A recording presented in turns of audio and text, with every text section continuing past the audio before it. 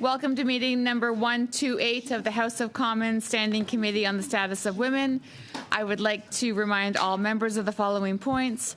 Please wait until I recognize you by name prior to speaking, and a reminder that all comments should be addressed through that of the chair. Pursuant to Standing Order 1082 and the motion adopted by the committee on Wednesday, September 25th, 2024, the committee will continue with its study of gender-based violence and femicides. Before we welcome our witnesses, Madame la Présidente, je suis désolée. Sorry? Point of order? We're hardly not hearing anything. I've put my sound to maximum and I'm not hearing very well. Okay. Okay, so I'll continue to. For those of you that are online, we're just situating some. Okay, so we will continue. Okay. So I was just about to suggest that prior to us welcoming our witnesses, I'd like to provide a trigger warning. We will be discussing experiences related to violence and femicides. This may be triggering to viewers with similar experiences. If indeed you feel distressed or need help at any point, please advise the clerk. For all witnesses and for all members of Parliament, it is important that we recognize that these are difficult discussions, so we should try and be as compassionate as possible. For today's panel, we have from Canadian Anti-Stalking Association, Julie Lalonde, Julie S. Lalonde, Executive Director. Welcome. We have Crime Victims Assistance Centre, Jackie Hewitt, Director General of the Estuary Region, joining us by video conference.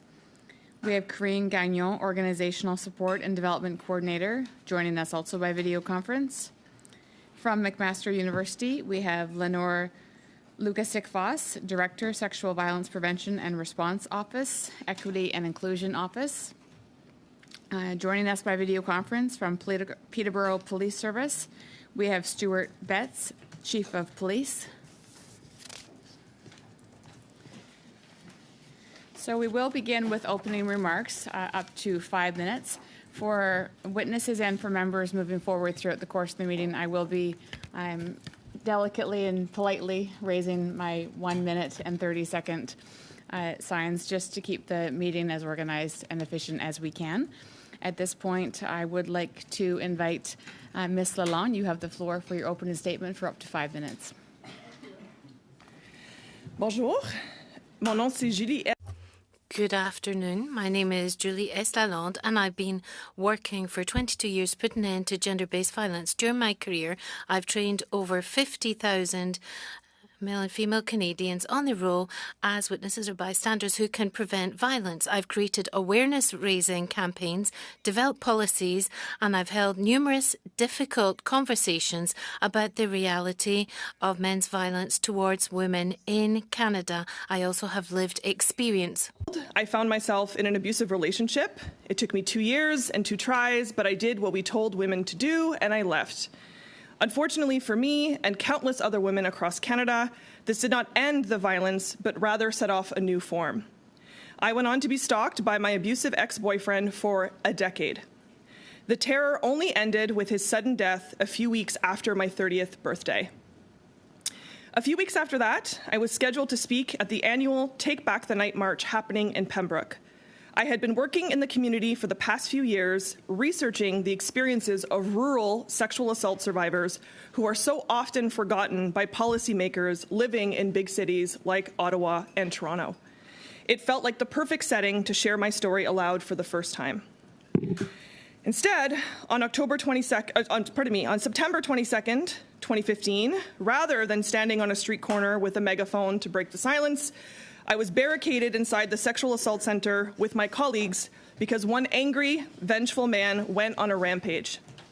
Carol Colton, Anastasia Kuzik, and Natalie Warmerdam were killed that day by a man who had previously been incarcerated for committing violence against women.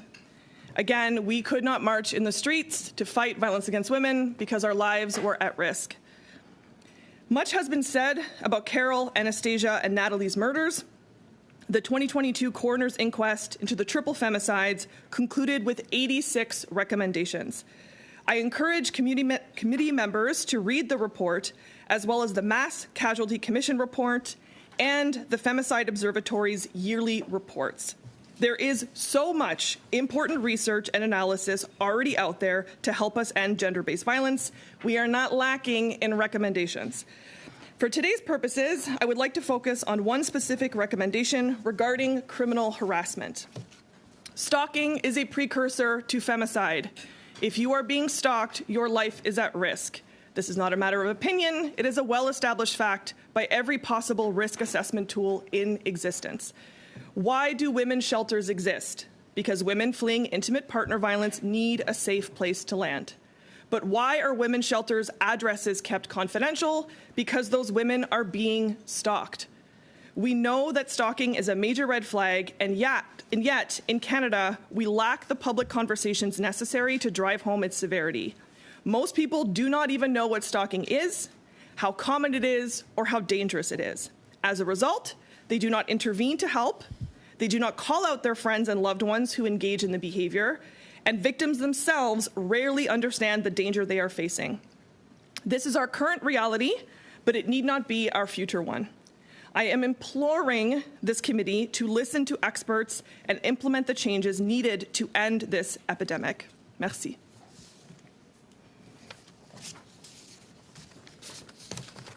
Thank you very much, Ms. Lalonde. Next, I would like to welcome Madame Gagnon et Madame Hewitt. Vous avez 5 minutes. You have 5 minutes. Please go ahead. Oui, bonjour. Thank you. I'm Karine Gagnon. I am coordinator dealing with development at the CAVAC network, together with Jackie Witt, who's Executive Director of CAVAC for the S3 region. And thank you very much for welcoming us today. So briefly, the mission of the CAVAC network is to bring together all of the CAVAC, which are the Crime Victims Assistance Centres, right through the province of Quebec, and promote the needs of people who've been victims of a crime and their families and witnesses, and also come up with intervention methodology, pull these together and have harmonisation, awareness raising, and foster expertise and the deployment of these services. So as I've said, the CAVAC network brings together the 17 CAVAC centres, and their mission is to offer services to people who've been victims of crime. So any person who is a victim, whatever their gender, their age, their gender identity, or the moment when the crime takes place, can get these free confidential services in the CAVAC, and they're available whether the person has reported or not what they have actually experienced to the authorities.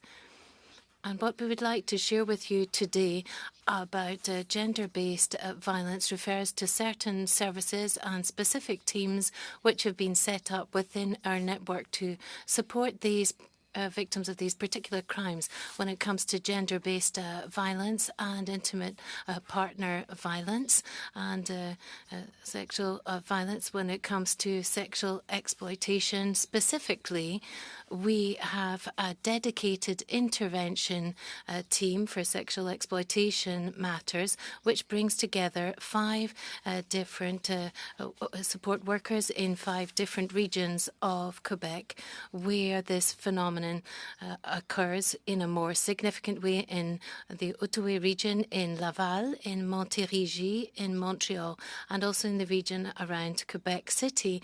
And this intervention team works in a very active and proactive way with people who are victims of this type of victimization, and they work very closely with the dedicated police services who are fighting against prostitution. And they are situated in these 5 specific regions I've said, and they also collaborate with each of the 17 CAVAC, where there are liaison officers and sexual intervention officers. These resources have been set up within the CAVAC as part of the overall Me Too movement, so that we've got at least one dedicated worker agent dealing with this type of victimization. And they are able to work with the victims in these 5 specific regions, even if they don't, in fact, live in these regions and they want to go back to their region of their residents of origin. So they work very closely with these people, work very closely with the victims to try and get out of this environment and support them with all the different lived consequences. I'm going to give the floor to my colleague Jackie, who's going to talk more specifically about the role of our social workers and the liaison justice officers, and also when there's high-risk situations, we've got some intervention cells. So I'm Jackie Huet, I'm a criminologist, and I'm the executive director for the Estrie CAVAC, and for 7 years now I've been based there. I was an intervention officer working with the victims directly before I became executive director, and today we wanted to talk about what's happened more recently with our services. We've got a specialised court in Quebec which was deployed as of 2022 dealing with IPV and sexual violence, and the Justice Department gave us a new role. We were a socio-judicial liaison officer, and this is an attempt, in fact, to take a new approach, a safer approach, working together with Crown prosecutors for victims that we weren't able to reach before. Sometimes they're still under the control of their partner, is asking for withdrawal of charges. So this is an approach that has really been adapted to the needs of these specific people that we're finding it hard to reach. We've also seen through the CAVAC that in the different regions in Quebec, there are rapid intervention cells for domestic violence, which have been rolled out in all of the different regions, and they take different forms, and that allows us to bring together within a few hours or over a period of 1 or 2 days, we can gather together various organisations around the same table so that we can intervene and discuss these cases that are judged to be risky or where there's a risk of homicide within a domestic setting. And so then we're really linked into what's happening into these intervention cells with which we're linked through CAVAC. Very much. At this point, I would like to welcome Ms. Lukasik-Foss for 5 minutes. Great, thank you. Good afternoon, honourable members, staff, and guests. Thank you so much for the opportunity to address this committee on the issue of gender-based violence and femicide against women, girls, and gender-diverse people in Canada. Today, I'm appearing on behalf of McMaster University's Sexual Violence Prevention and Response Office and bringing over 30 years' experience in working to end all forms of gender-based and sexual violence in my community and beyond. Before I continue, I'd like to share that 10 years ago, almost to the day, actually, on October 21st, 2014, I appeared before another parliamentary committee to discuss the issue of gender-based violence as it related to homicide. Back then, we didn't call it femicide. And I'm deeply saddened and angered that 10 years later, in many aspects, the situation is worse for women, girls, and gender-diverse people in Canada, despite legislative and funding improvements. I know this committee understands that we're facing an epidemic of gender-based violence in Canada. As University of Ottawa researcher and expert Dr. Holly Johnson states, gender-based violence is perhaps the most widespread and socially tolerated of human rights violations. It both reflects and reinforces inequities between men and women and compromises the health, dignity, security, and autonomy of its victims. We also know that gender-based violence is systemic and disproportionately impacts certain groups of Canadian women, girls, and gender-diverse people. For example, Indigenous women are killed at nearly 7 times the rate of non-Indigenous women. I also want to take a moment to highlight that gender-based violence is a serious concern on college and university campuses across Canada, a situation which has only been heightened in the post-pandemic context. Women aged 15 to 24 are 5 times more likely than women over 25 to have been physically or sexually assaulted by a non-intimate partner. I know that I don't need to convince this committee of the seriousness of this problem. I understand that many previous speakers have shared statistics on the prevalence of GBV, including femicide, not just for this study. We also have numerous Canadian reports and recommendations and have heard from thousands, if not hundreds of thousands of survivors over the years. 2019's National Inquiry into Missing and Murdered Indigenous Women, Girls, Trans, and Two-Spirit People released 231 calls for justice. 2022, the Renfrew County Inquest released 86 recommendations. The Mass Casualty Commission in 2023 released 130 recommendations, including 17 specifically addressing gender-based violence. 7 provinces have domestic violence death review committees. Ontario had the first domestic violence death review committee in 2003, and since that time, they've reviewed over 500 deaths and made numerous recommendations. We have learned time and time again that domestic violence deaths are preventable. Finally, we have a national action plan to end gender-based violence and several provincial plans. So you might be wondering, where am I going with this? We have at our fingertips the evidence and best practices to proceed. We know what to do. As my colleague says, there's no shortage of recommendations. So what's getting in the way of us moving forward? I can share with you that it feels frustrating 30 years into this work, working with survivors who need things to change now, who are terrified for their lives. But I don't give up hope or stop working for change. And I believe that Canada can be a leader on ending all forms of gender-based violence, including femicide. So how do we get there? In addition to fully implementing the 5 pillars of our National Action Plan, I believe we need further coordination and accountability. I want to share a promising approach that has the potential to facilitate real and lasting change and to help us move the needle.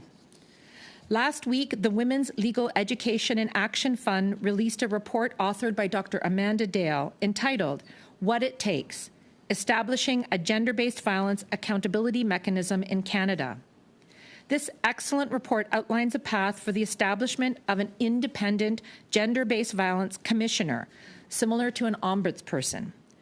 This office would strengthen the monitoring of Canada's adherence to international obligations concerning gender-based violence.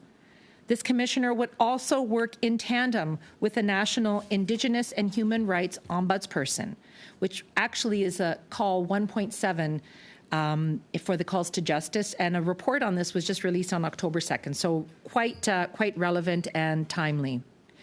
By creating an independent commissioner, Canada can join England, Wales, Finland, and Australia as a leader in working to end all forms of gender-based violence and femicide. Thank you. Thank you very much. Our last witness for today, I'd like to welcome Mr. Betts. Please go ahead. Thank you, Chair. Or I should say Chief Betts. That's okay. Thank you. My name is Stuart Betts, and I am the Chief of Police for the Peterborough Police Service in the city of Peterborough, situated just 75 minutes northeast of Toronto. We are not immune to the types of crimes that happen in larger urban centers. So thank you for the invitation to speak today on the subject of gender-based violence, and specifically femicide. Let me make it clear. I do not hold myself out to be a subject matter expert on the subject of intimate partner violence, nor am I a subject matter expert on femicide. But as Chief of Police, I am very much aware of the importance of this subject and the devastating after effects of these types of crimes. I was the Deputy Chief of Police in London, Ontario, and worked with the Police Services Board there when, in 2022, they made a submission to the Prime Minister calling for femicide to be included in the Criminal Code of Canada. In advance of today's meeting, I met with my victim services and intimate partner violence coordinators and sought their input as subject matter experts. I also obtained a statement from Natalie Leclerc, the daughter of Lise Fredette, who was the victim of a femicide, if femicides existed as a criminal code offense, on November 12, 2014. Lise Fredette was 74 years old when she was murdered in Peterborough by her ex-partner, who was convicted of first-degree murder and sentenced to life in prison 3 years later. Ms. Leclerc has provided me with permission to read the following. My mother was strong-willed, hardworking, spoke her mind openly, and devoted herself deeply to her family, especially her grandchildren.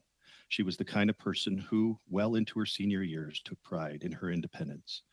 My fondest memories were the nightly phone calls we shared. Those conversations were a cherished part of our bond, filled with warmth and support and laughter. My mother confided that her ex-partner was struggling to move on. As a daughter, I often reflect on signs that I may have missed, and during their relationship, there were numerous subtle behaviors that, in hindsight, were clear indicators of coercive control. My mother told me about the letters and baked goods her ex-partner would leave at her door and mentioned even seeing him watching her with binoculars. Despite police intervention, this continued for some time before her death, and I often reflect on what her life might have been like if had the chance to live it fully. Today, she would have been 84 years old, and she would surely be retired and enjoying the arrival of her great-grandchild, spending time with her family. Sadly, I can report that Lise Fredette's body has never been found. Obtaining accurate, reliable, and comparable calls for service statistics for intimate partner violence is nearly impossible. Intimate partner violence is, in and of itself, not a criminal offense. Rather, it's the behaviors committed by those against their partners or ex-partners that form that offense. Therefore, intimate partner violence is not captured as part of the Uniform Crime Report Survey for police-reported crimes. As the immediate past co-chair of the Police Information and Statistics Committee for the Canadian Association of Chiefs of Police, I can attest to the fact that we have made attempts to capture the data regarding intimate partner violence, most recently during the pandemic. But as of yet, no standard methodology for categorizing this type of call for service exists. I tell you this because in the context of femicide, most often connected with intimate partner violence, it's difficult to report data with any degree of accuracy. And this, of course, leads to the question at hand. Should femicide be included in the Criminal Code of Canada? This is a difficult question because it asks us, the police, to address underlying motives when women are killed for no reason other than because they're women. I have a great deal of thought given to this question, and I believe such crimes do need to be captured. But the question is, how so? Some might suggest that it could and should be included in existing hate crime criteria. And there may be a good argument for that, which would suggest that it could be contemplated at sentencing as an aggravating factor. But as Chief of Police, I know there remains a great deal of community confusion about hate crimes, what they are not, and how they're addressed by the police and the courts. Such confusion often undermines the seriousness of the occurrence, but more importantly, undermines the trust and confidence in the judicial system itself. And quite frankly, in the wake of such confusion, communities which are afflicted by and affected directly, as well as indirectly, feel abandoned and devalued by those they turn to for safety and justice. Therefore, if a clear and unequivocal message is to be sent about the horrific killing of women because they are simply a woman for no other reason, and for no other reason than that, then it stands to reason that a standalone criminal code offense of femicide would be the approach that would make the most sense to the most people. But I would only suggest that either approach must be more than performative measures to address such crimes. If we're serious about the importance of this, then it's important enough to establish a committee, then it's important enough to provide the adequate supports and resources that must be followed to make it meaningful. Thank you. Thank you, and thank you all for your opening remarks. I would also like to acknowledge that Mr. Carollo was unable to be here today to testify, and we will be making arrangements for him to join at a further meeting. So again, thank you to all the witnesses for your opening remarks. At this point, we will move to our first round of questions. I open the floor to MP Ferrari for 6 minutes. Thanks, Madam Chair, and thank you so much to all of our witnesses and to the work that you do on the front lines and for sharing such incredible stories that need to be told, right? Can't manage it if we don't talk about it. When we're talking about femicides, we're talking about intimate partner violence, which 94 municipalities in Ontario have declared intimate partner violence an epidemic. Chief Betts, if I can, I've had the privilege to go out with some of your officers on ride-alongs, and the calls of domestic violence are shocking. Do you have any stats to share with the committee on the number of domestic calls you would have, and if you've seen a change in those numbers in your time? Thank you, and through you, Chair, I do have 2023 stats, year-to-date or year-end stats, and of course, year-to-date stats right now. I can tell you that as of this particular time, year-to-date, this year, we've had 1,132 calls related to domestic violence or intimate partner violence. And the reason that I'm going to suggest that this is significant is we are a community of 100,000 people.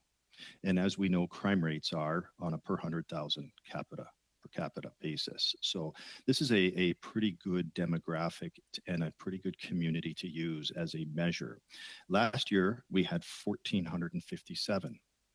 Our community includes a university and a college. And when I say we're not immune to the types of offenses that happen in larger urban centers, I'd say it's largely because of the population base that we have, but also the students that come to our community. And we've heard here today that our students are not immune to this type of violence either. Out of those 1,132 so far this year, 238 have resulted in charges. Now, this is difficult, and that's not to say that the rest were not intimate partner violence, but they come in as what's called a domestic violence occurrence. That is which in a community like most police communities incorporates family violence, which may not in fact trigger what we would look at as a mandatory charge policy related to domestic violence. And that could be a siblings who are called in, or it might be a parent with a child. But for intimate partner violence, that has been 238 charges have resulted as a result of that.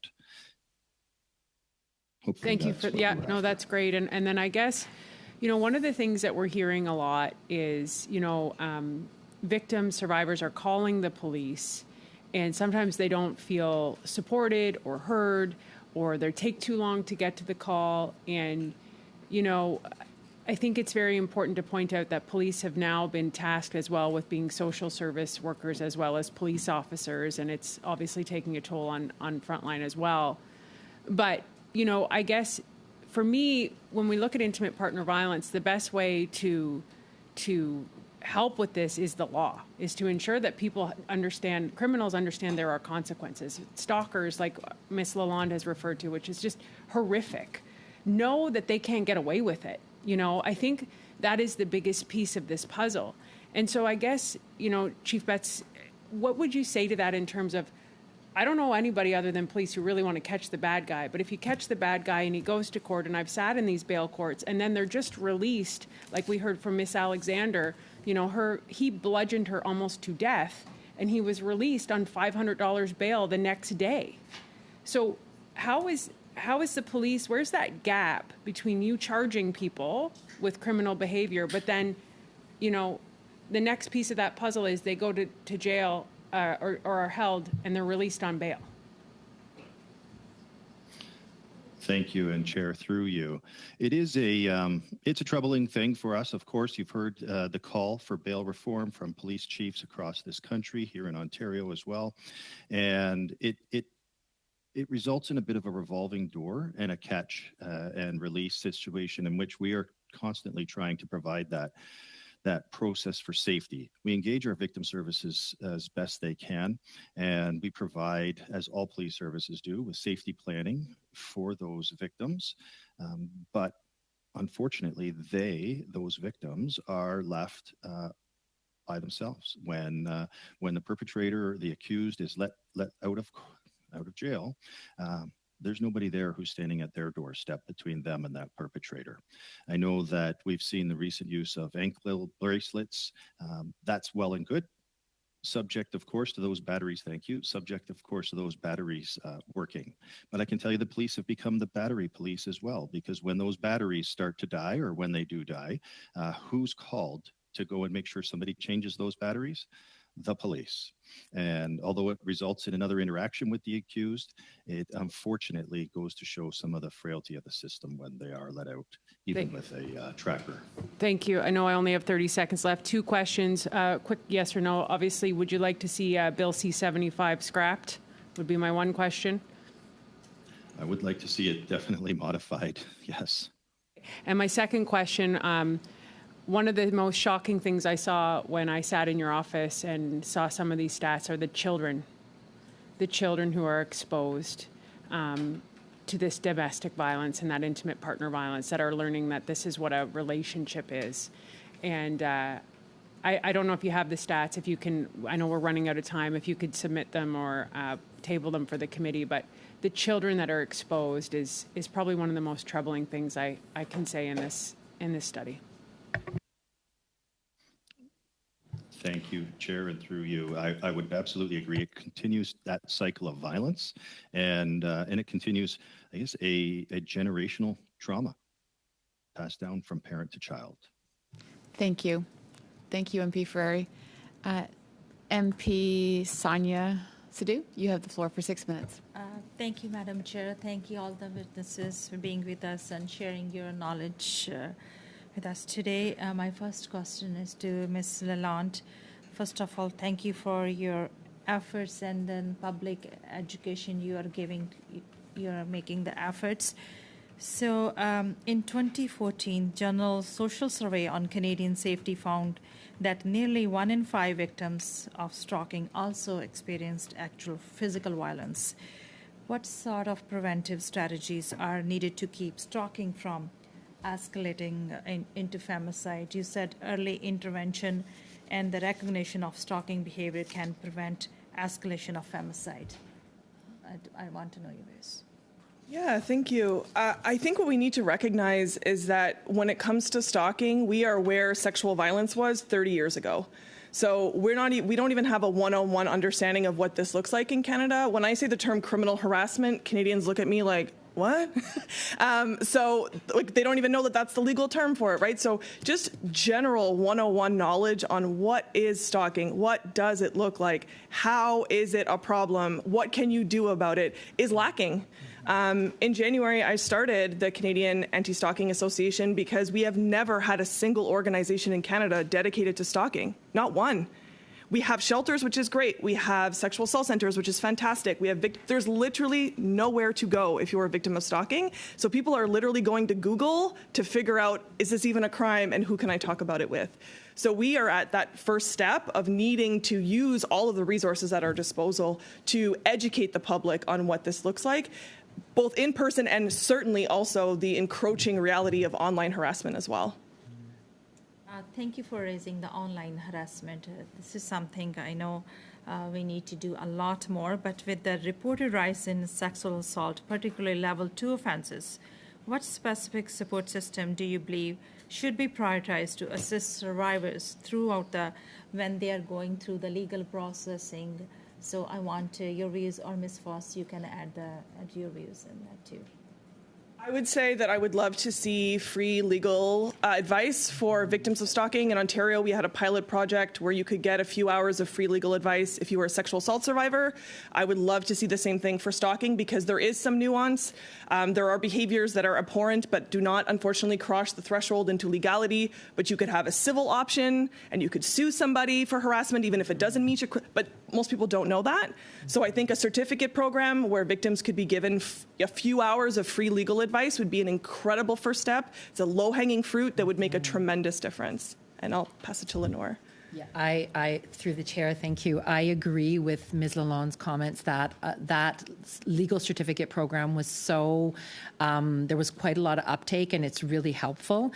I think in terms of supports, just recognizing that most victims of sexual violence or any form really of gender-based violence, the vast majority, anywhere from 90 to 95%, do not report to official channels, criminal system, other authorities. So we need to make sure that folks get the support in other ways, that there are counselors available, trauma counselors, peer support, a variety of options for survivors who are dealing with this, because we know that, for example, young people, so in university context, college context, we know that they're more likely to talk to each other. So we need to really up our bystander intervention work and teaching folks how to deal with a disclosure. What do you do? How are you supporting your friend in that situation? So I think there's so much work we can do around prevention, bystander intervention, and also ensuring that we have those supports so that when folks come forward, survivors come forward, that there is actually counseling and support. Right now, in our local sexual assault center in Hamilton, there's a 6-month wait list. So when I am a survivor and I am terrified and I make that first call, I'm told that I have to wait 6 months to speak to someone. I know they try their best in the meanwhile to give support, but folks need that access, and that's a difficulty. And last meeting from Peel, from Brampton, we heard from Sheila Jashani, the director of Safe Center Peel, about the importance of integrating services so the victim can easily get the help you need. You talked about mental health, you talked about legal services. So how women can get I would say, under one roof. Safe Center Peel is doing amazing work. The 16 offices are in there. So integrated services, especially the racialized women, intersectorial lens. So what need to be done on that side? So through the chair, I'll just mention that I think that is quite key. And I know that you need to ensure that your services are meeting the needs of all survivors. And so you have to have that intersectional lens, racialized survivors, Indigenous survivors, gender diverse, non-binary, etc. So you want to make sure that looking around and seeing that there's a space for everyone in your services and who's not walking through your doors and why. And I think the other key is that not all communities have that kind of one-stop space.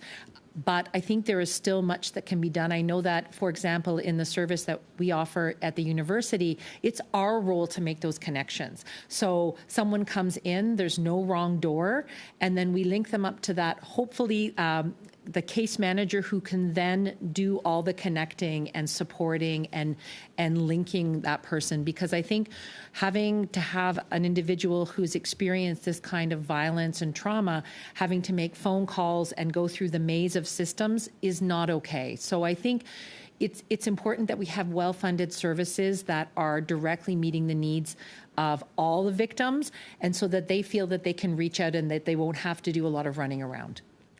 Excellent. Thank you. Thank you, MP Sadhu. Next, we have MP LaRouche. Vous avez 6 minutes. You have 6 minutes. Thank you very much to all of the witnesses for being here today to deal with what is being increasingly declared as an epidemic of femicide. So this study is extremely significant, and thank you for contributing to our reflections on this matter. So my first questions will be for Ms. Gagnon and Ms. Huet. In fact, in your opening comments, amongst other things, you talked about your work in terms of consultation and concertation. Do you have recommendations to put to us at a federal level? For example, how does the criminalization of coercive control actually possibly be something that would facilitate how you intervene with women who could be potential victims of this type of coercive control? How would that help you? I can kick off, and Karine, you can intervene later if you wish to add something. Yes, under the criminal code, I think adjustments could be made. There's still too much weight put on victims' shoulders for some years now. We've been working a great deal in Quebec on support for victims to try and protect them. We've made a great deal of progress, but there's still too much weight put on them in terms of reporting, for example. There are already great things that have been done around coercive control. And I think that the judicial actors have to be better trained. It's not just a question of including coercive control into the criminal code that will sort everything out, because I think it will be very difficult to implement this by the police services and the criminal prosecutors. We need to train these judicial actors about this phenomenon and see that this is something that's tangible and it can actually be criminalized. That's what we've seen elsewhere in the world. And I think that would be something that would be relevant with certain nuances. And the Regroupement des Maisons d'Hébergement, the group of shelters, has brought out a very interesting report on this. And just to add to what my colleague has just said, we were included in the consultations on criminalization of coercive control. And we sent in a letter of support to the recommendations that were put forward by the Regroupement des Maisons d'Hébergement here in Quebec. Criminalization of coercive control doesn't solve everything, but it gives us an extra tool for the authorities to take into account the context and not just one-off events such as assault or aggravated assault, harassment. We are able to now look at the overall lived context which underlies domestic violence, even if it's not so visible. But in fact, I think it's even more damaging than what's actually visible. So it would give us an extra tool. But as my colleague has just said, when it comes to implementation, police officers have to be well trained and the prosecutors as well. And in Quebec, coercive control is an element that's already been added into the directives for our crown prosecutors, criminal prosecutors here in Quebec. It's an element they have to bear in mind when they are dealing with whether charges will be laid or not. So as I've said, it's an extra tool, an extra lever that's now available for charges to be laid. But over and above that, it also sends out a message when we criminalize coercive control. It means that we're actually helping these elements to be recognized by people who are experiencing this. Of course, we have to recognize this as a society, and so do police officers and prosecutors, but the people living through this have to be aware of that. And by making it a criminal act is something that really renders this visible. And I think it can help victims to realize, wow, what I'm going through actually is intimate partner violence. It's not just that there's control. No, it truly is domestic violence or intimate partner violence. So that's another impact of including this element within the criminal code. So that's an approach that we should consider in our report also on femicides then. Now, the CAVAC network, there's a whole list of workers, and you were part of the report Rebâtir la Confiance, which was carried out by the National Assembly, Rebuilding Confidence, and they were talking about criminalisation of coercive control in that report. It was a recommendation that came out of that. And it came out in the National Assembly in Quebec, and so they then turned to the federal government to act on this too. We've just got 30 seconds. We've got 332, this bill, which opens up the path towards the criminalisation of coercive control. Do you believe it's important for that to be adopted? Well, for the reasons that I've already mentioned, the federal level has the power to decide whether to include this as an offence in the criminal code or not. And as I mentioned in the instructions that we give to our prosecutors, they look at that when they're analysing the case, but it cannot actually be used as part of the charge count, for example, but it's very important for that to be criminalised in a legal way so that we can have specific charges built around this and that it should be rendered possible right across Canada. Thank you very much. MP Kwan, you have the floor for 6 minutes. Well, thank you very much, and thank you to all the witnesses for their presentations. I'd like to just build on the issue around rural versus urban differences, and it was touched on in the presentations. Just by way of stats, if you look at 2021, the rate of gender-related homicide in Canada was 2.5 times greater in rural areas compared to urban areas. And by way of provinces, Saskatchewan, Manitoba, and Alberta are the leading provinces that are faced with gender-related homicide of women and girls. Now, the stats gets even more stark as you sort of get deeper into it. But what what I would like to get your advice on and your knowledge on is recognizing the differences between rural versus urban communities and what needs to be done. What does the federal government need to do in order to support particularly rural communities and even remote communities for women and girls who are faced with horrific attacks? So one, I'm based in Ottawa, but I'm from small town Northern Ontario. So I not only researched this, but I lived it. So yeah, less than 16% of Canadians live in rural, remote, or northern communities, and we represent about half, if not sometimes more than half, of femicides in this country. And it is because isolation is a problem for all victims of intimate partner violence, but when you live on a back road where you are 40 minutes away from the local OPP detachment, as was the case for Natalie Warmerdam, who was killed in Wilno, confidentiality is a problem. If everybody knows everybody, can I trust accessing the services if victim services also plays hockey with my abusive husband? Firearm access. I grew up in a family where we all had firearms. I'm the only person in my family that doesn't hunt. I'm a vegan. But I grew up with firearms in my home. And I was never afraid of them because I grew up in that context. But if I lived in a violent home and I knew there was a .22 in my basement, that would give me pause when I decide to leave. Additionally, transportation. All of the train tracks have been ripped up going to Northern Ontario. Greyhound has left the country. There's very few flights even. So if you're living in a rural community, there's no public transit. You have to have a car, and you have to have gas, and you have to have access to that car on your own in order to leave. Where are you going to go? And lastly, I would say how we fund services is a problem in this country because we fund on a per capita basis, not understanding that there might be more people in Toronto than there are in Renfrew County, but it's more expensive to serve the clients of Renfrew County. And so that might seem like a provincial issue, but it's a federal conversation around how we decide who gets funding, and just looking at population density ignores that it's more dangerous and more expensive to live in small town Canada. Thank you very much.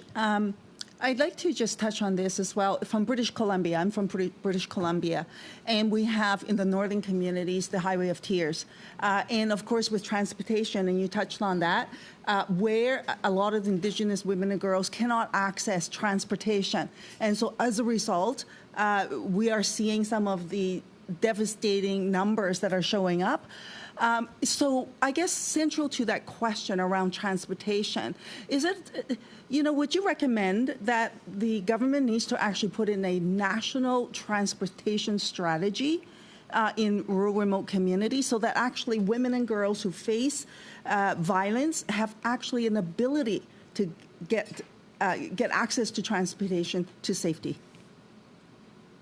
Maybe I'll jump in here. I think this is I love that idea, and I think this is the difficult reality that when we talk about gender-based violence and risk, particularly in rural and remote communities, we have to think about things like a transportation network and infrastructure, and that I know that's not easy and quick funding, but that these kinds of solutions that are needed to really meaningfully address and bring down the rates of gender-based violence are about things like housing, travel infrastructure, childcare. All of these issues keep women primarily stuck in these situations because they are facing a much more difficult road leaving than staying in the situation that's known to them.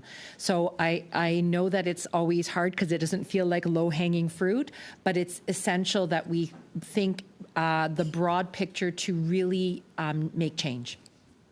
Thank you for that. I get it that sometimes solutions are hard and it costs money. Yes. But lives of women and families are valuable. And so if we don't invest and take these steps and make a plan to realizing it, it will never be done. And then 30 years later, we'll be talking about this again. and that cannot be acceptable. I think there was a sign just went up. Is it like 1 minute? Okay. I'll ask very quickly, and maybe I'll build on it in my next round. I want to actually talk a little bit about culturally sensitive services. And back in the day when I was a community legal advocate, I met with women who faced violence and had nowhere to go because the services that they were trying to access was not culturally sensitive, did not have the language capacity to meet their needs. And I wonder if you could share your knowledge and expertise and speak to that. I have 30 seconds, so we might have to come back.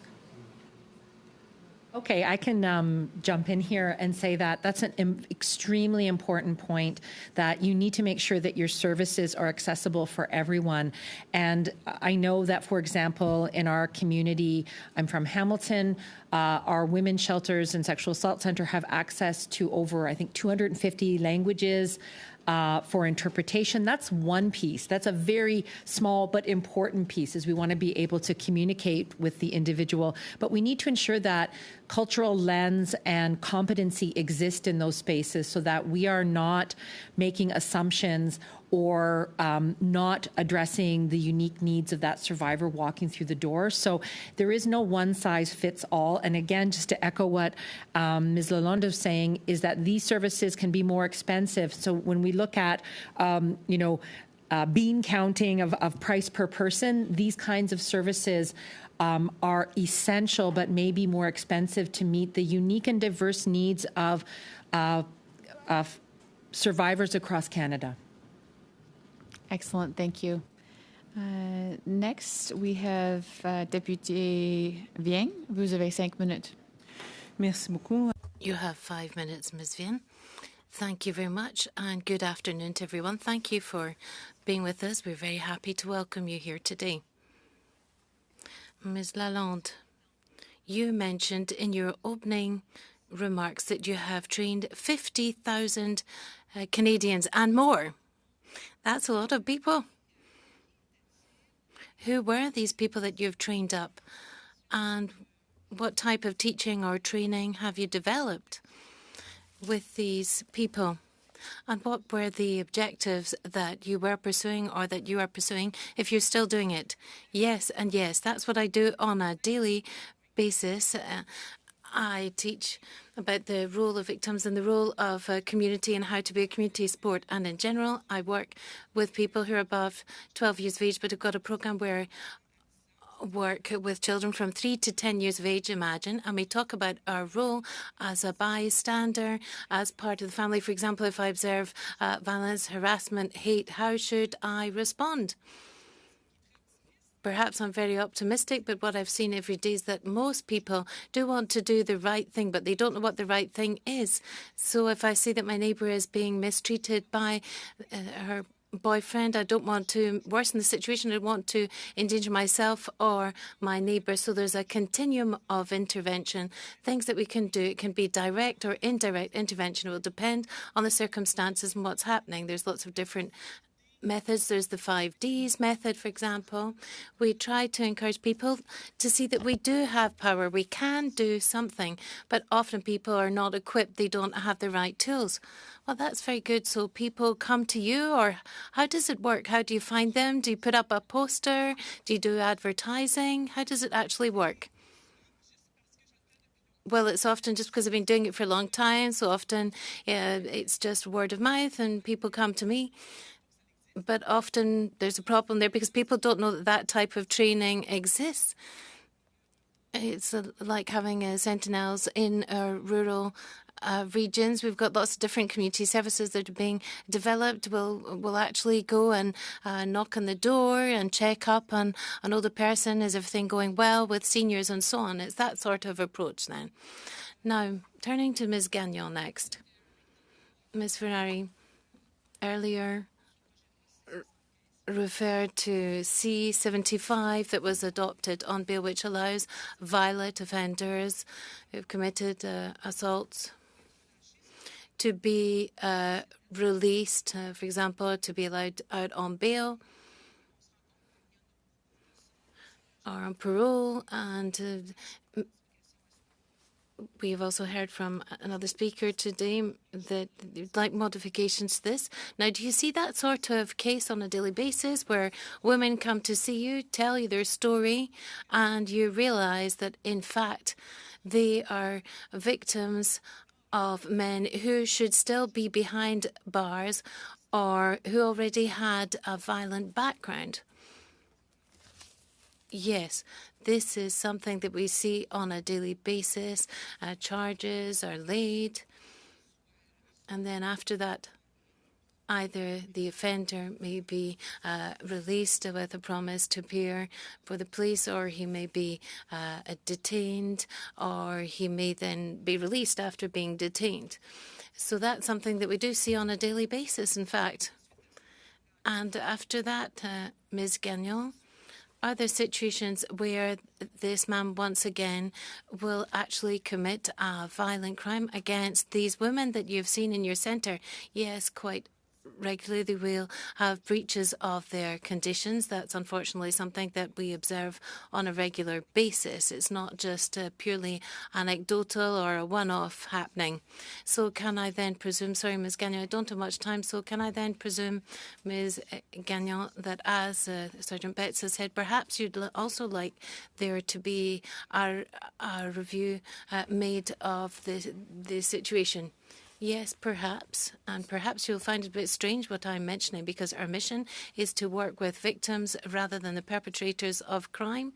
But at that point in time when the police intervenes, there's a time where the perpetrator is destabilized. There's something that's happening in his life, something unusual, and it is actually a good moment to actually link them up with support resources. That's also very important, where you can't send them all to prison, unfortunately. There's so many of them, that's not going to happen, and the criteria not always met to keep them in custody. But there is this key moment where we could actually show the perpetrators that there are these support services so that they can have a very tight follow-up with these delinquents or offenders.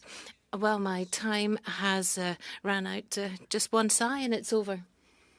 You have the floor for 5 minutes. Thank you, Chair. You can call me Lisa, no problem at all. Thank you so much to all the witnesses for being here. Lenore, we go back decades. I think you were always my go-to expert on gender-based violence. You've led Hamilton in this area for so long. And I feel like I have too. I covered a lot of criminal court. I think about Holly Hamilton all the time. I watched her car get towed away with her body inside. I think about Tanya Cowell. I think about all the things I saw and heard during those trials, and it breaks my heart to this day. You both, I know, Julie, you just spoke about this. Lenore, you've also spoke about bystander training. Even with all my experience, and even personal experience with this, I have seen incidences of domestic violence in the streets, and I've hesitated to intervene or do anything because I'm afraid to make the situation worse for the woman. What's your advice? How do we move forward as bystanders to support other women? Okay. Thank you so much, Lisa, for your kind words. I think there are many things that we can do. I think the biggest thing is helping people to learn what are things that they can do, what are things. And so as Julie mentioned, the bystander intervention has like a 5D approach. So it's, I know, we don't have time to do the bystander training today, but there is excellent resources and literature on how we intervene so that we don't escalate it. Because you're right, we don't want to make things more dangerous for the woman. And I think there have been some promising prevention campaigns, Neighbors, Friends, and Families, for example, which was seeking to intervene and teach those skills to community members. And I certainly know on campus at McMaster University, we work hard so that students can try to figure out how they can navigate these situations without them themselves getting harmed. So we want no one to have any further harm because of our interventions. So I think it sounds maybe a bit boring, but it's about education. It's about making those services and programs available for people so that they can learn and so that they know that it is all of our problems. This is not a women's issue. This is an us issue. So I think it really truly takes all of us to end gender-based violence, and we can make a difference with our interventions.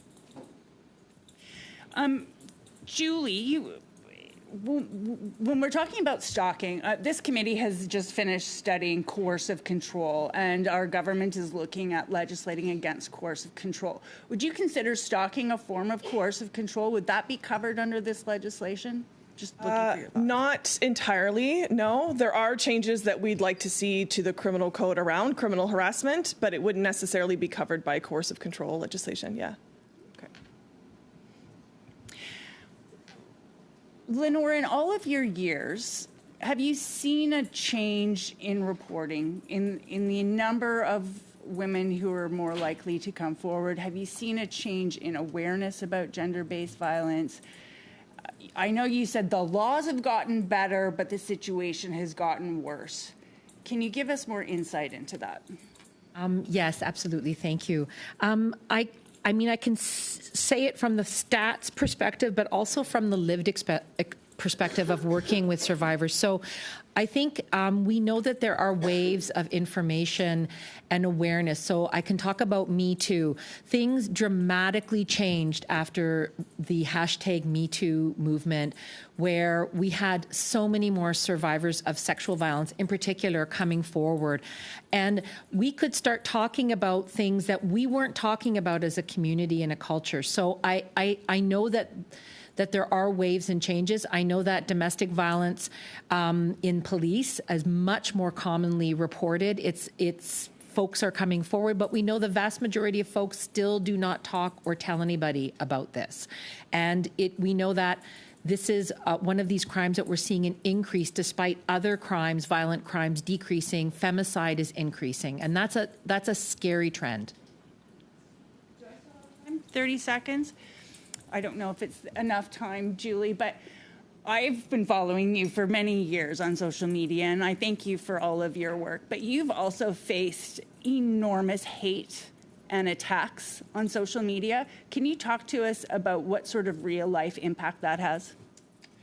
Yeah, very quickly. So I can't speak in public without a security detail, even though I'm just a random lady from Canada. I'm a white woman with a Canadian passport who receives enormous death threats for trying to talk about violence against women in a Canadian context.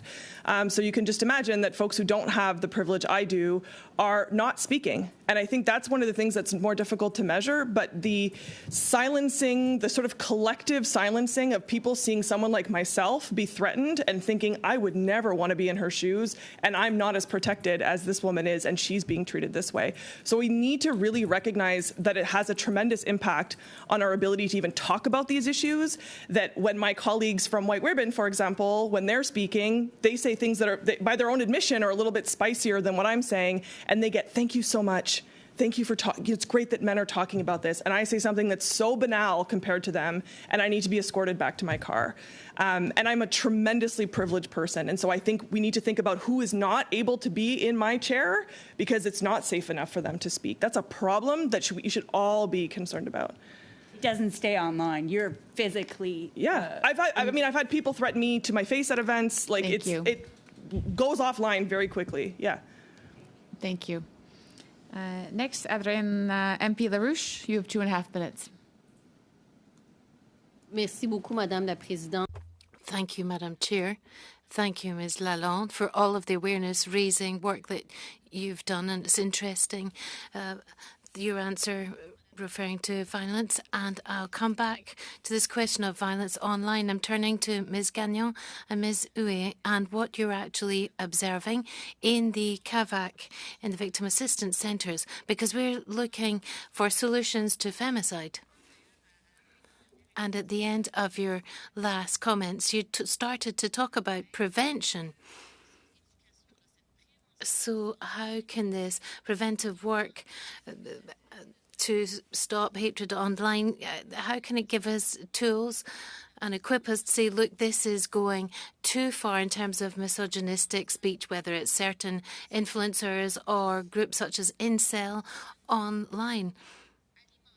These groups are, of course, stoking misogyny, and that has an impact on the violence that men develop and which might lead them towards femicide. Can you talk to us about that? Okay, I'll start. Yes, prevention education is not part of our CAVAC mission. Our mission is, unfortunately, to intervene once the terrible act has been committed. But, of course, there's a question of social networks and hate speech, which certainly does contribute to the violence committed against women. And it also manifests what's existing out there.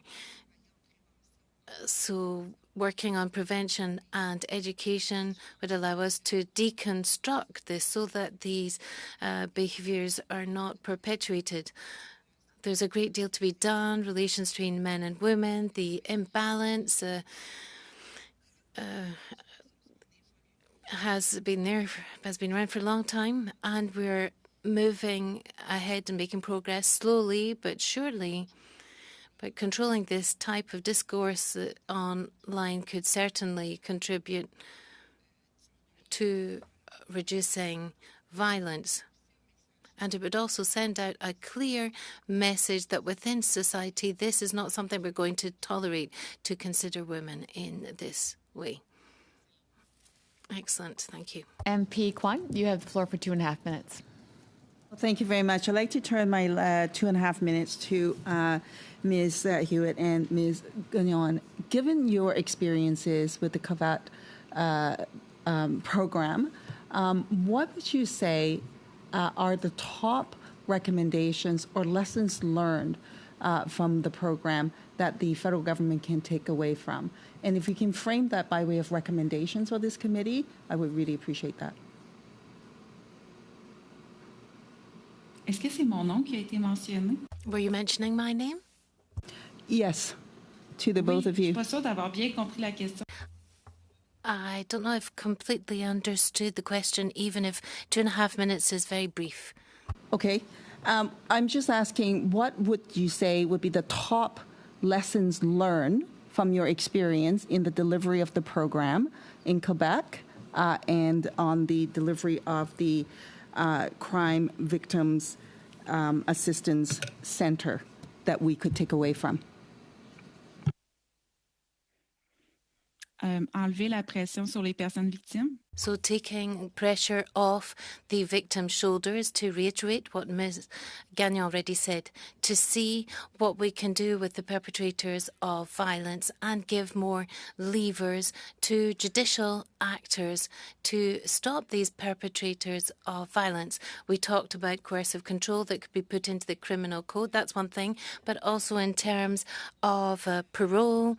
So give more levers to judicial actors so that they can intervene in these situations, because at the moment too much weighs on the shoulders of the victims to have to report directly, to have to explain and give all of the information to authorities so that they can then get more power. So that's what I would draw from my experience, that victims shouldn't have to bear all the weight of this. Thank you. Is my time up? No? 30 seconds. Okay, 30 seconds. Well, maybe I can turn back to the folks over here. Just on the same question, what would you say? Number one recommendation. I can't speak to the Quebec context, but you mean in general? No, yeah, we need to change the law around criminal harassment in Canada. We have recommendations that we need to change the law, specifically the criteria that you have to prove that you are afraid for your safety is too subjective, it's not working, and it relies on sexist tropes of how women demonstrate fear, and it needs to change, and it can change. So that's my recommendation. Thank you very much. Just like that. Yeah. Anna, MP Roberts, you have the floor for 5 minutes. Thank you very much, Chair. So I'm going to start with both Julie and Lenore, if I can address you. Thank you. So you made a comment earlier about 86 recommendation, and I'm going to get back to that in a minute on a couple of notes, because then I want to ask the Chief of Police a question as well. So I met with a community group from York Region called CCSYR, and one of the things that they do is they have individuals that come from other countries to come to a group. They do all different kinds of things. They knit, they do yoga. Some of these women come, and in the beginning, their husbands have to come with them because they have to monitor them. Mm-hmm. Then they see that it's just knitting or whatever. So then they leave them, and they say it's a safe place for them. And it's not until that happens that these women feel the opportunity to sit and speak with some of the counselors about the abuse, because they do not realize what laws we have in this country. So that really, and a lot of the seniors that go there are still experiencing this issue of violence. You both said earlier that there was 86 recommendations. Lenore, you said you've been at this committee 10 years ago. What has changed? That's a big question, and I don't have very much time. But I wanted to follow up with what you're saying. It really struck me, just the group that you talked about. When I worked at the Sexual Assault Center in Hamilton, we ran a sewing circle. We ran six or 12 at a time, because they were a safer space for women, and they were run in like 10 different languages, so they were language specific. And I remember thinking, this is going to be hard to justify to our funders, but I knew that this was what we needed to do to bring women in. So I love that I just needed to say that, because I think we need to think outside the box. And the reason I bring this up is we had meetings on coercive control, and one of the witnesses made a statement that shocked me. And her husband had repeatedly tried to beat her and poison her. And she had him arrested, and her father, these are her words, not mine, said to the daughter, go and get him released from police, because you bring shame to the family. And her response was, well, he'll kill me. And his response was, I'd rather see you carried out in a body bag than shame the family. So that, there's a culture situation there that we have to address. But I want to ask Police Chief Stewart, or Betts, sorry. Do you feel that the catch and release is a bad situation for women? Because in Ontario, 444 municipalities, 94 of them have reported an increase in this situation, which amounts to about just over 300,000 women. That's 300,000 women. Do you think that the catch and release is not helping women stay protected? I'm going to say yes, and I think it isn't helping Canadians stay protected in many instances. But for the purposes of this conversation, yes, it often results in a heightened sense of risk and danger, because as we've just heard, we have an accused who's been sent to jail and he'll be released on bail or some form of release. And now, on top of what was already a tense situation, he's now angry, he's now embarrassed, he may feel a loss of power and a loss of control. And we suddenly find ourselves in a position where there is a heightened risk to the victim and the person who's made this complaint. And we are stuck with trying to help. Thank you. We're stuck with trying to help with managing for safety programming. The police provide safety programming. We provide emergency contact phones. It's not enough. And yes, so the answer is yes. So thank you for that. And Julie, I'm going to go back to you. Do you feel that if your perpetrator was left in jail, and maybe they could, in the jails, they could probably give him some counseling, which I don't know if it would help, you would have been better protected instead of having him released? He was never even arrested. So there's that. Absolutely, we can talk about bail conditions, but let's talk about what is the threshold that we're actually using. He was 19 years old. He'd never been in conflict with the law before, so the police said he was not threatening. They acknowledged that what I experienced was harassment, but they did not think it was threatening. So I can't even talk to you about bail, because we're not even arresting people, let alone rehabilitating them, let alone... You say one of your recommendations would be to ensure that the safety of all women maybe allow for you to feel protected, like the police chief just said, is they come out and they're more angry and they're going to retaliate on the woman. I think that, your recommendations was one of them, to maybe assess them and keep them in jail a little longer until you can get a safe place. Yeah, but also I want to look at what are we doing with these men when they're incarcerated, because the idea that people don't die in jail in this country and they come out, and so what are we doing to actually rehabilitate abusers is where I would love to see the conversation. Thank you. Thank you, Anna. Thank you, Ms. Roberts. Yes. At this point, we have Emanuela for 5 minutes. Thank you, Madam Chair, and thank you to all of our witnesses for being here to discuss this with us. I think my first question will go to Ms. Lukasik-Foss. I want to push a little bit on what MP Roberts asked, and you didn't really respond to the second part of that question, and that was actually where I was headed. So you did mention that there's been an increase in the last 10 years, and not only has there been an increase, but while we've seen other things decrease, femicides have increased. And I'm wondering what factors you think may be contributing to this. Thank you. Yes, I didn't get a chance to answer, so thank you for bringing it back to that. I think that we know that the factors that keep women stuck in dangerous and abusive and violent relationships,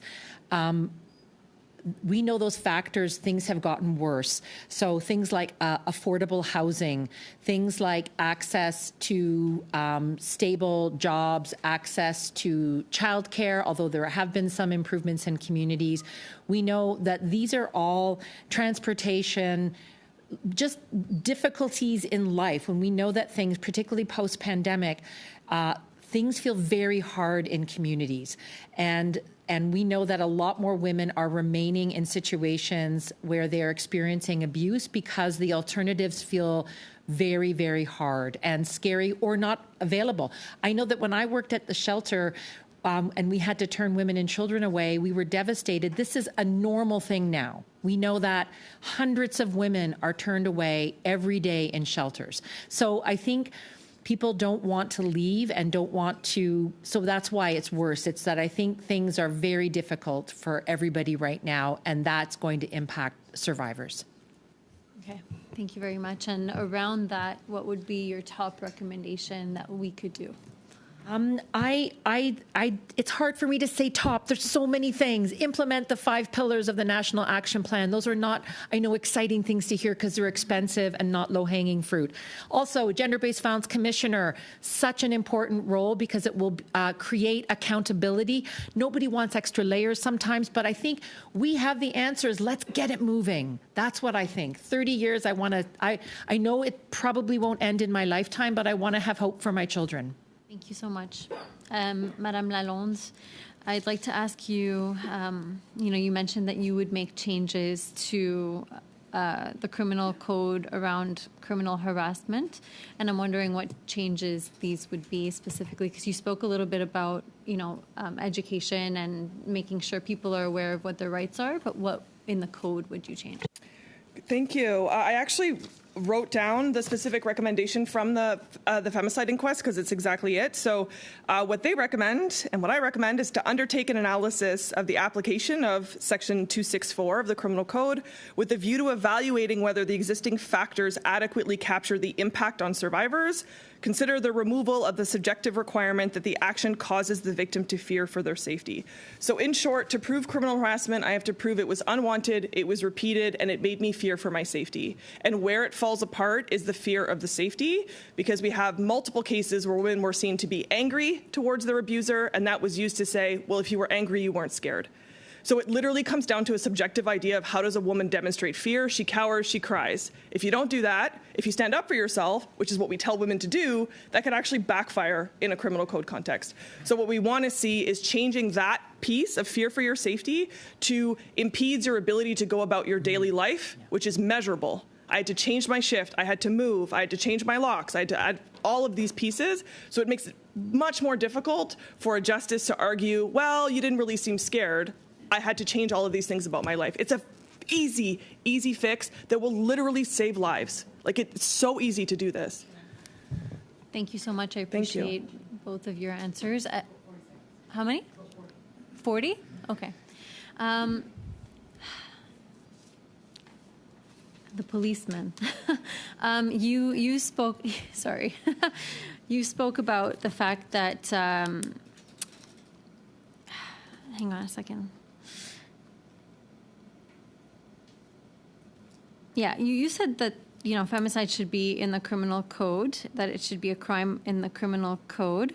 And you said that it's because it would be considered a hate crime. And I'm wondering, because I think when we talk about hate crimes, we're talking about how the person has hatred towards a community or a group of people, I would imagine. Like, that's what I have seen in terms of hate crime. I don't know if there's a specific definition, and there probably is, but I don't have it at hand here.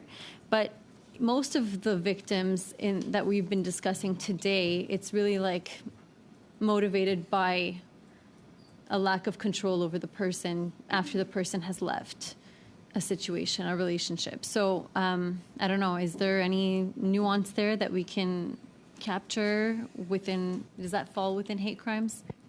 Sadly, we are over about 30 seconds already over. So perhaps if you could try and encapsulate an answer to that in at another opportunity when you have to answer, that'd be okay, because we're already a little bit over. Sorry. I'll stick to 1 minute and 30 next time. Okay, we are beginning our third round. Michelle, you have the floor for 5 minutes. Thank you so much, Chair, and thank you. Just a really powerful testimony and really strong recommendations coming out of here to all of our witnesses on IPV, intimate partner violence. Very important discussion, and it's hard to not even open up news and not read of another attack. It's become normalized, sadly. And Ms. Lalonde, I really appreciate your recommendations on changing the criminal code in terms of criminal harassment, in terms of stalking. The fact that your attacker was never even arrested was pretty shocking to hear. So thank you for putting that on the record. If I can go to Ms. Gagnon, I'm wondering if you have any data. I see that you're from, no, that's not who I want, sorry. Ms. Lenore, if I can. Lucasic Foss from McMaster University. Is there any data on the increase in the cost of living and an increase in domestic or intimate partner violence? That's an excellent question, and I don't have the research at my fingertips. But we do know so we know that domestic violence intimate partner violence cuts across all socioeconomic classes. So folks in all levels are experiencing domestic violence. But we know that if you are in a situation where you have lower resources, financial resources, housing resources, that things can get worse. We know that if a person who is abusive loses work or is dealing with other kinds of stressors, that can increase the violence that's already there. So we know when things are worse. So, for example, during COVID, we had more calls to domestic violence shelters. We heard from more victims. So when things get worse, we know that this violence increases. So I just don't have the research in front of me, but I know if there is data you want to table, we would love to have that. I think it's very valuable for this conversation. And, you touched on something that I think is really important. And I think, to get at the heart of the policy, we are federal government in this room. And, it has to come down to policy of what we're going to do. There is culture, there's all kinds of different things, but if we don't change legislation, nothing happens. And so when you see that housing has doubled, when you see there's not enough housing, when you see record-breaking numbers at food banks, and you see crime that has increased exponentially after this, this legislation, after this 9 years of this government, Ms. Lalonde, you said you've brought forward these recommendations. You sat in through probably one of the most horrific triple homicides, femicides in the history of Canada. This man, when you read what this man was, monster isn't the correct word. There's some psychopathic, there's something there. I mean, that's what I would love to have a psychologist testify on this, because there's that aspect. But why have your recommendations never been implemented?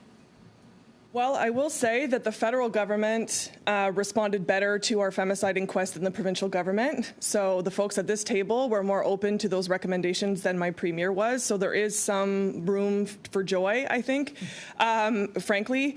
But yeah, it's a problem. I mean, that man first committed domestic violence in 1985, the year I was born. And 30 years later, he killed 3 women. Nobody in the community was surprised. The police themselves knew he was a risk to the community. But I just want to address something, because I, too, sat there and thought, what a monster. What a monster. But I want to give a shout out to Malcolm, who is the son of one of the women who was murdered, who was part of the inquest, who was very clear in saying that was somebody's son. He was a human being. He was somebody's son, and he was allowed to be that way, right? And so we can absolutely have a conversation around the psychology of people who commit those crimes, but he was a human being who was clearly set down the wrong path, and no one corrected his behavior for 30 years, and that scares me. You're an incredible person. You have touched on a point that is so much bigger when we pull out. Because, you know, a lot of people are writing to me watching this committee, watching this study, because it's impacting so many people. And they're like, men are also victims, okay? Let's have that honest conversation. But boys, and if we do not talk to boys, if we keep teaching women how to be defensive, and we are not teaching boys how to be good, we have a serious problem. And I'm going to end it with Chief Betts, if I can, because this was the last round of questioning I had with him. Around the children who are recognizing this. Can you give us a little example of the escalation of how intimate partner violence escalates under what you see as police officers, Chief Betts, and how it often, sadly, ends in murder? If I'm understanding, sorry, Chair, through you, if I'm understanding you correctly then, so we have seen an escalation in violence, at least in my community this year, in relation to intimate partner violence. For example, so far this year, we've had 3 attempt murders in relation to that, where we had 0 last year. We've had 11 incidents with firearms were used in intimate partner violence. That's up from 4 last year. I mean, we're seeing a cycle that hasn't changed. We've seen an increase, a significant increase in assault with weapons and causing bodily harm, up from last year. I think you're on to that cycle of violence that we spoke of in the first round. Was how do we intervene? How do we stop? It's one thing to put a point on it right now in terms of criminal code offenses and bail and sentencing. But if we don't get down to that prevention and prevention of the people who are perpetrating or who may be likely to perpetrate, then we're not going to, it doesn't matter what we put in this end, we're not going to break that cycle of violence. And sadly, I think that we do know that happens if we don't put those pieces in place early. Thank you, Chief. Thank you, MP Ferrari. Next, Mark, you have the floor for 5 minutes. Merci, Madame la Présidente, et merci beaucoup. Thank you, Madam Chair, and thank you to the witnesses today. You've given us plenty of food for thought. I'd like to address my first questions to Ms. Lalonde. Thank you for your intervention. I know you come from my region and you've talked about the rural aspect of things, but I'd like to talk to you about victim services. At the last meeting, we had Megan Walker and others who talked about victim services. And when we look at bullying, lack of resources, prosecutors that are not really there for victims, could you give us some recommendations on this?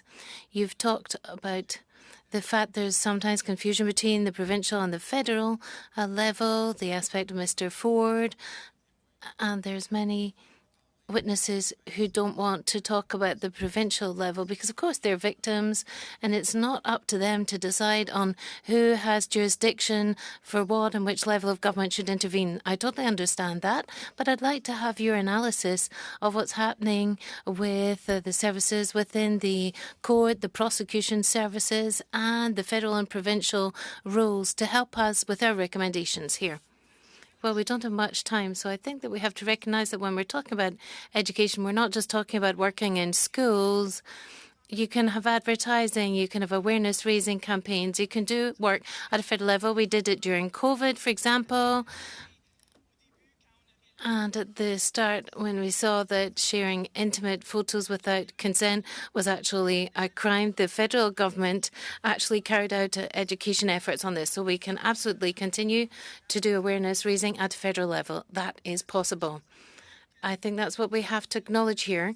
Often we think that that's a problem for provinces because we think about education in a very limited way rather than thinking about awareness raising in a broader way where there really is a role to be played by the federal government. But when we talk about public education, and of course there's men and boys, but are we talking about education training for judges, prosecutors, the police officers and the system? It seems that there are big issues there within the overall system. So what's happening with education there? Well, we don't talk about this enough, and I completely agree that there needs to be more training for the police, for prosecutors and other in the judicial system, and there's a role for the government to basically impose this and say it is actually compulsory. You can't work in the police service if you can't recognise what's intimate partner violence. You can't be a prosecutor if you don't understand about the traumatic impact on my testimony as a victim. There are obvious things where there's no training, and there really is a role for the government to step in and change this. We've heard a great deal from victims. And sometimes people say the solution is just to throw them into jail. Earlier, you said that putting them into jail because of the overcrowding, the horrible conditions in prison, they come out worse than they went in. So that's a solution for some people, and I do understand victims who say just put them in jail, and there's certain parties that say just throw them into jail. But what can we do? Because there's this question of catch and release that was used by the police chief, but I think there's quite an elaborate process that has to be gone through in terms of the support that should be offered. So how can we actually tackle that issue? Well, if you just put people in prison,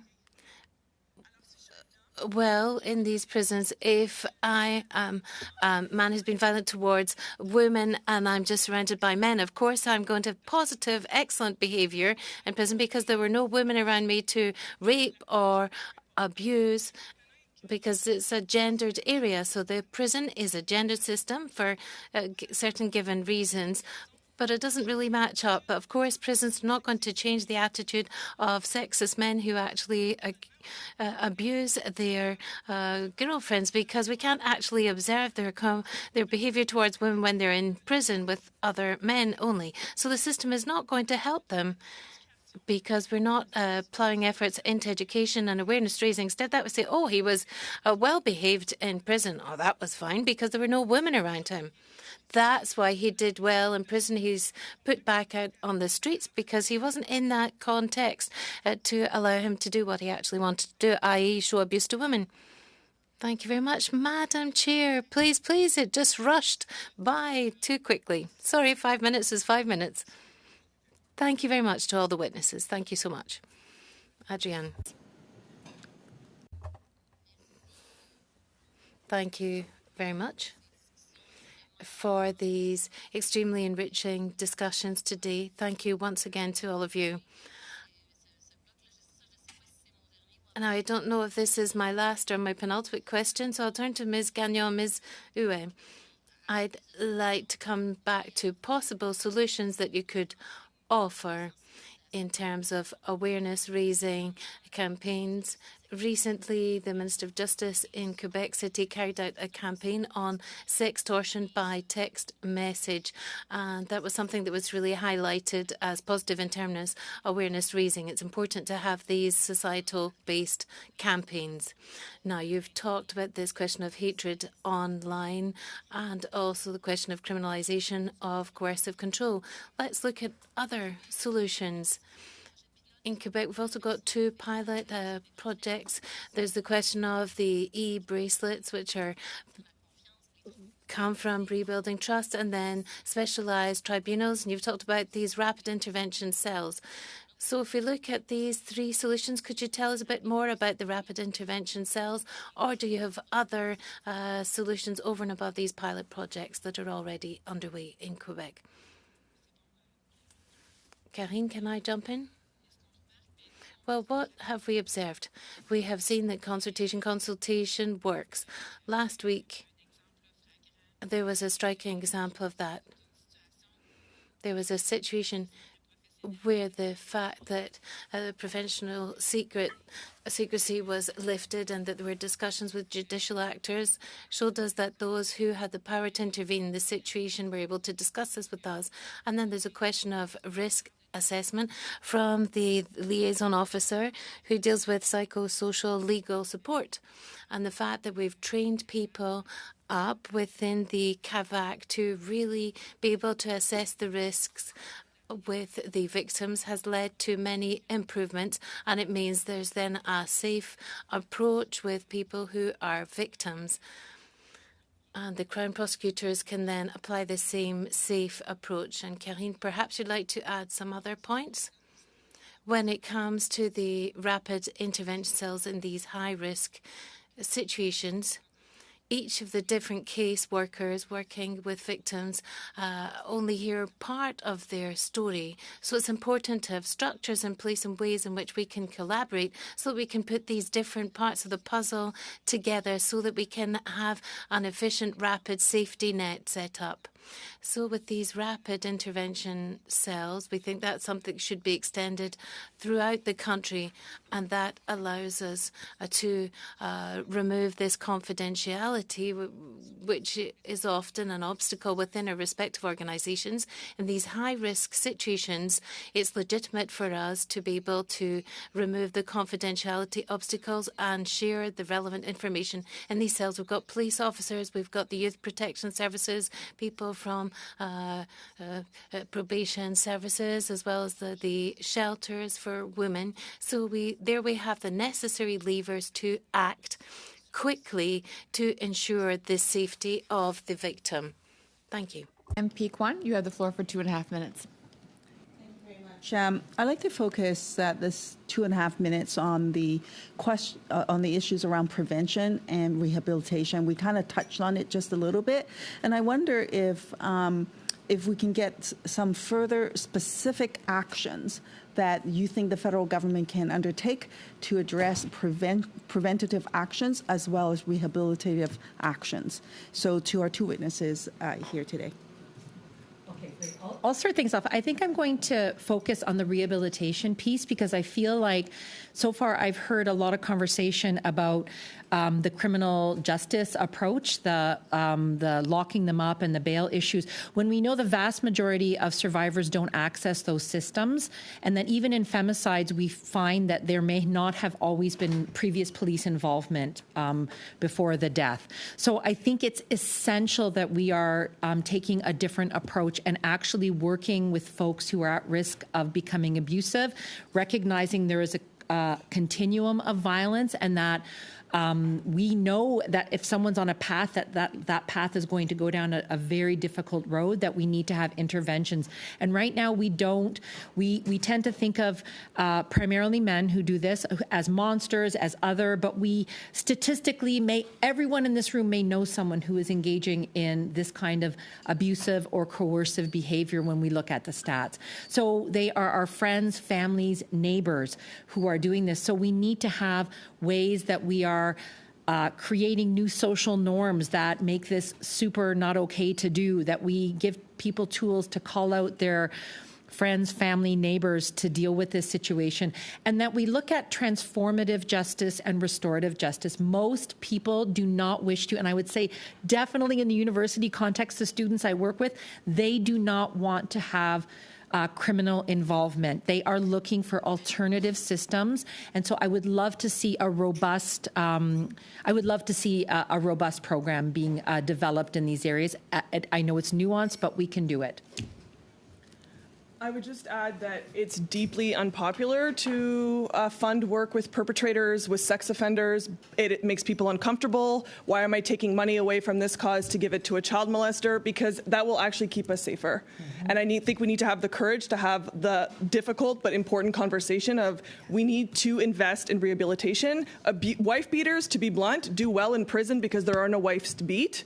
So they're not actually being rehabilitated. They're being look at you. You had wonderful, your behavior was fantastic, so we let you out early. So there's no recognition of this isn't just an animal who's violent at a whim's notice. There was a clear motivating factor of misogyny that allowed you to behave that way. And that's not currently integrated into our current correction system. That would be wonderful to see.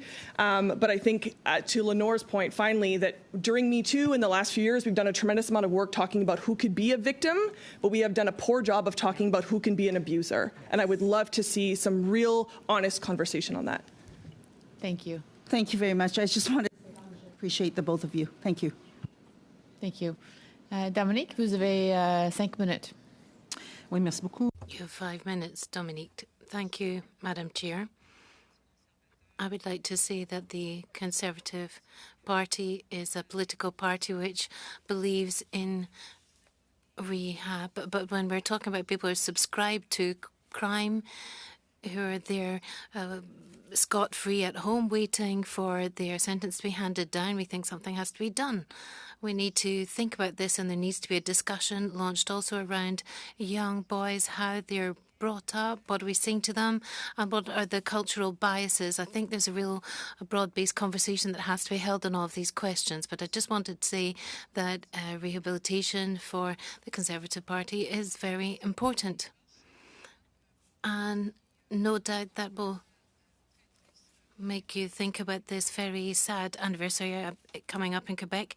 It's going to be the 35th anniversary of the Polytechnic massacre, where young students, I was the same age as them back in 1989. They were young female engineering students with great abilities, and they were killed just because they were women. It's still very troubling when we draw closer to the date of the 6th of December.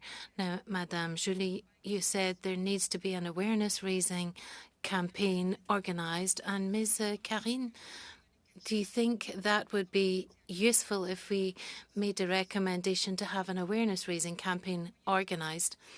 That's one means. I know it's not the sole means.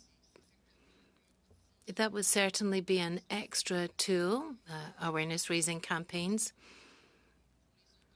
for perpetrators and for victims, to make them aware of coercive control, to come back to what we said earlier, because victims are not necessarily always aware of what they're actually going through. And as Ms. Lalonde has said in her training, there should also be campaigns for bystanders so that people can be active bystanders when they witness that type of situation. We believe that bystanders can play a key role in supporting victims. They need to be equipped.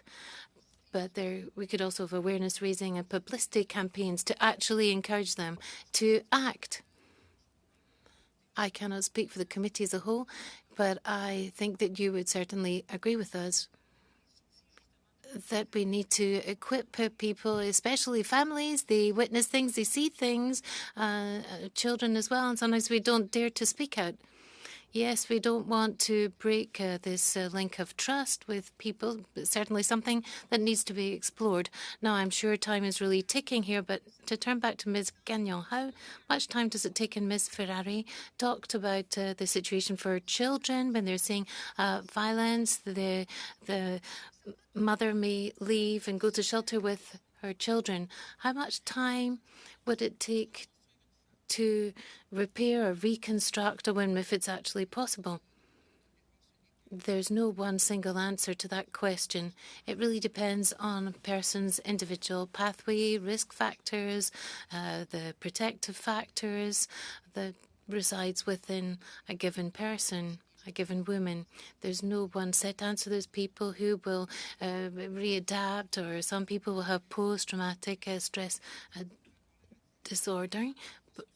But sometimes they can actually become more resilient, stronger as a result of what they've gone through, even if that seems very strange or paradoxical. Now, to come back to children who have witnessed violence, they are not bystanders. They're actually full victims of this violence as well. They're not just witnessing this and bystanders, even if they don't actually receive blows. No, they're living in this violent climate, and they are direct victims themselves.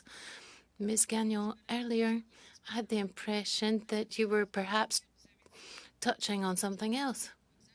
It's hard to put this correctly, but you're saying that when the police steps into the life of a violent man, they may change their attitude or behaviour. And what we've seen, because the police services have been telling us this as well, and what we've seen in statistics, that often it's not just one offence that's committed by a violent person. And today you're saying when the police step in, sometimes that calms them down. Could you talk a bit more about that? No, I wasn't saying it calms them down. I was saying there was a moment where the perpetrator may be a bit destabilized. And perhaps there's this key moment to seize, to refer them towards certain support resources. I believe it's the Longueuil Police Services in Quebec where there's a process that actually deals with this turning point, if you like. We've got resources within the police services to support victims, and we're there with the police services, but the police services have their own dedicated resources for victims. We're very present, but we have to also take these perpetrators at this moment in time to refer them to certain resources, because throwing them into prison isn't the ultimate solution. The experience that you're referring to, Ms. Gagnon? There's also the question of human trafficking. MP Lisa Hepner, you have the last 5 minutes. Thank you, Chair. I would like to direct my next question to you, Chief Betts. It might take me a minute to get there, though. When you started out, you talked about how you didn't like Bill C-75 and you'd like to see changes in that.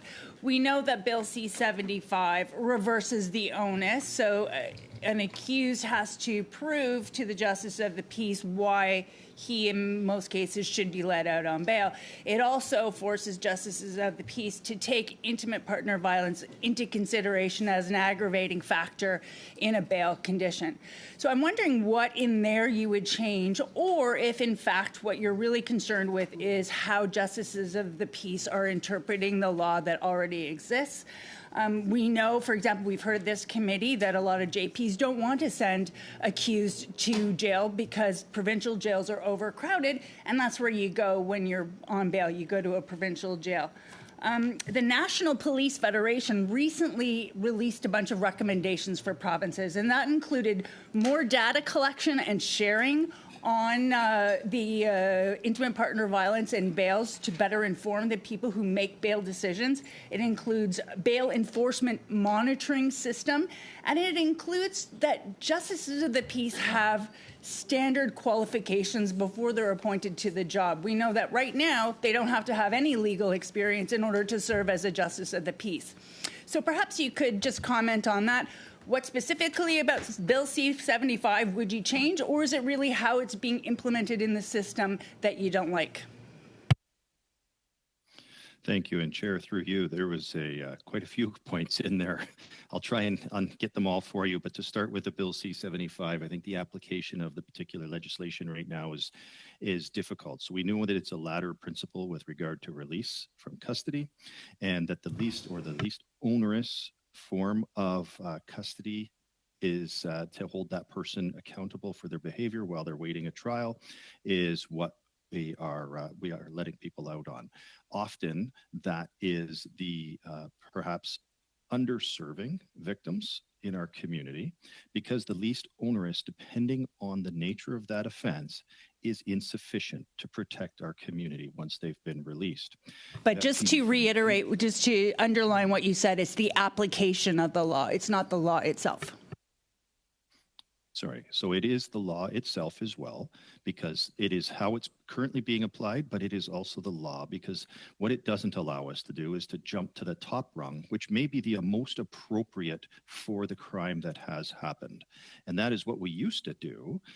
What we've done now is introduced essentially, we flipped it on its head, and we are now letting people out of custody who we wouldn't have let out of custody prior to that. Is there an overcorrection? Probably there has been an overcorrection as a result, and that's why I said I'd like to see that particular piece of legislation modified. And I believe that you have the Ontario Association of Chiefs of Police, the Canadian Association of Chiefs of Police, and many of the police associations who've all signed on to that. It's not to say that people shouldn't be let out. It's just to say that that particular piece of legislation needs to be amended in order to allow for a better application. So that was on that. I think we agree on the data sharing. There is insufficient data sharing with regard to intimate partner violence across jurisdictions and even across our own, within our own provinces and across borders. If somebody has not been charged, then the likelihood of them appearing in a database that's accessible to somebody, another police agency, is next to nil. So we can have people who move from jurisdiction to jurisdiction. And as we've heard, within rural jurisdictions, there's a particular risk to people who are there and a lack of resources. Thank you. I see that 1 minute. And then what was another? You had another standard qualification for justice. It's standard qualification for JPs. I absolutely agree. There should be some standard qualifications for justices of the peace. We often find police officers are trying to provide just the most basic of education to when we're dealing with justices. And, to speak earlier with regard to hate crime, for example, there is a criminal code definition. We do have a definition for hate crime. And if we have to explain that to a justice, then we're losing the momentum. And oftentimes we don't even have that opportunity to do so. So there's a lot of nuances here at play. And I appreciate that, Chief. Thank you very much for your insights. I'm wondering if Julie or Lenore want to weigh in on the bail system or anything else, or if you're good. I know the Chief is the expert, so if you don't want to weigh in, that's totally fine. I think at this point, I'm out of time it's fair to say that you are out of time, and it does conclude our panel. But I certainly would like to encourage and recommend any witnesses who were posed questions that didn't have the opportunity to answer it in the time provided. The committee would certainly welcome them. So please send anything that you were not able to answer for a question that was posed of you. So on behalf of the committee, I would certainly like to thank all of the witnesses for all of you being both online and those of you in the room for your sensitive testimony this afternoon. Oh.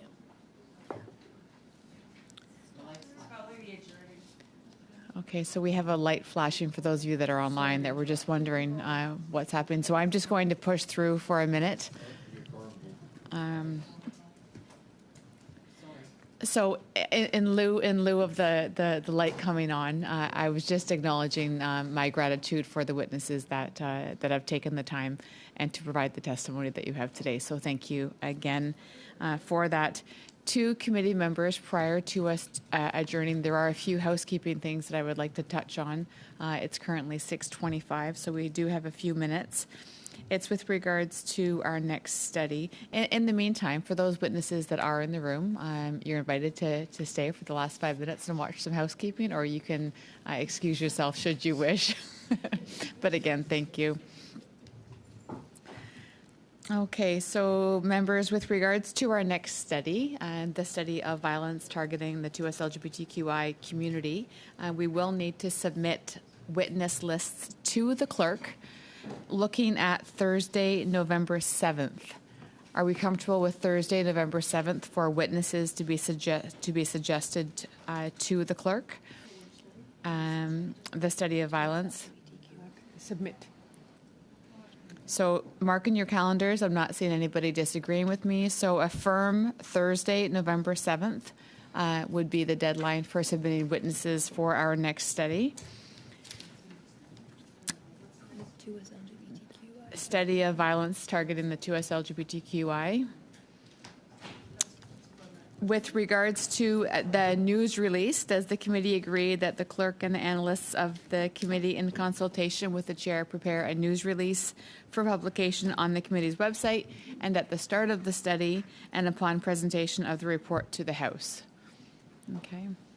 So I'm seeing consensus there. If indeed if the group would like to see a draft for review prior to publishing, I'm welcome to that as well, or I can just go ahead and go.